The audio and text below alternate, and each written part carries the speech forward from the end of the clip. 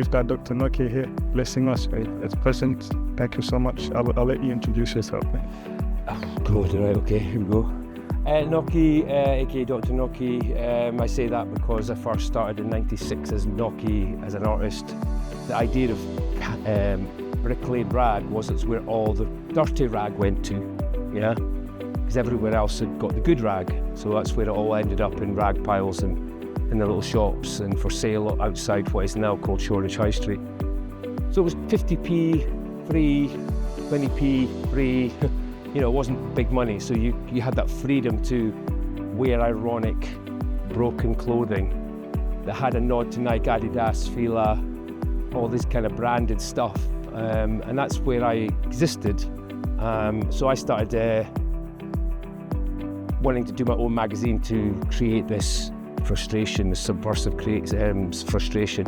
And it was always going to be a zine. So in the end, what I did was, instead of paper, I rejected paper and I started sewing 2 t-shirts together as pages of magazines.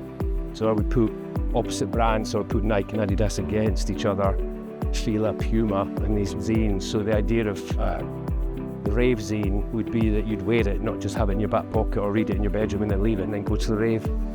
So you would wear the zine, the Noki zine, into the rave, travel it to the rave, you'd wear it during the rave, and then you'd wear it to the after party. And it would always be giving out information about change, about gentrification, about not conforming to separate branding, mashing it together, forcing it to be one garment rather than separate, which is something they still don't do. We still don't get the Nike and Adidas tracksuit yet, or we will eventually, I think, through Invictus, I think.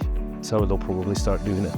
But I'm kind of intrigued to see how that will pan out as the boardroom conversation goes, to see who gets the arm, who gets the breastplate, who gets the legs, you know, with the identifications of Nike and Adidas, you know, the stripes, the ticks, all the stuff we're used to buying in JD Sports, and the idea of going shopping and consuming these brands. So these are kind of my zines. These were how I first started my career, of just taking the humble t-shirt, which I always thought wasn't actually as humble as it used to be, because early '88 rave, where I grew up in, we wore Nike and Adidas and Nautica and all these brands as a reaction against the rich. I'm not free anymore, it's changed. So I suppose this is my way of taking that lockdown and freeing it up a little bit. Hence why I would cut the eyes out of Mickey Mouse to sort of dehumanize it. I would then take a lot of these eyes and then stitch them onto other things, make odd caricatures of other brands, put them above brands, so that I was kind of making people look at it and it was staring back at you, making you feel a little bit uneasy about it. So it was like going back to what it was like back in the rave in the 80s, when people used to look at us in jeans and t-shirts and baggies and hoodies.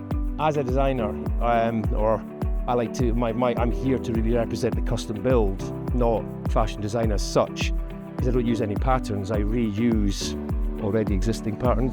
It's just my version of how I can take a simple, humble t-shirt and make it into a very kind of like dynamic outer canvas.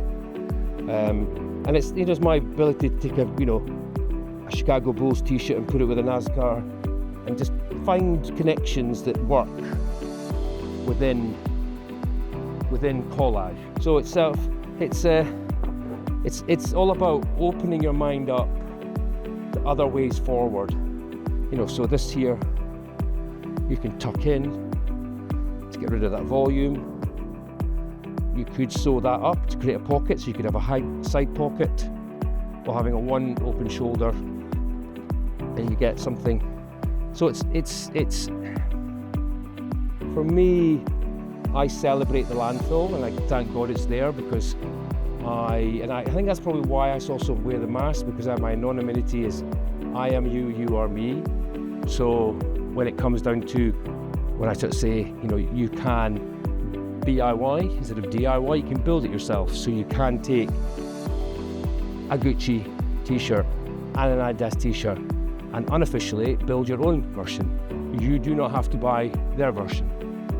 Because you've got to remember that was happening back in the early 90s, not in the 2015s. Yeah?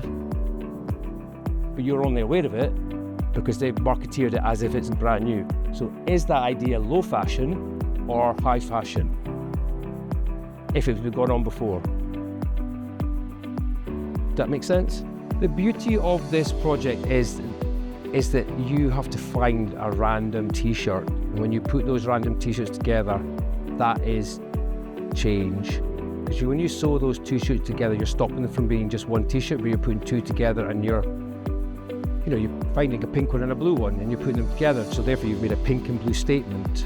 You're not just making a pink t-shirt and a blue t-shirt. It's literally, you're evolving it into your fashion idea, fashion concept of pattern cutting textiles together.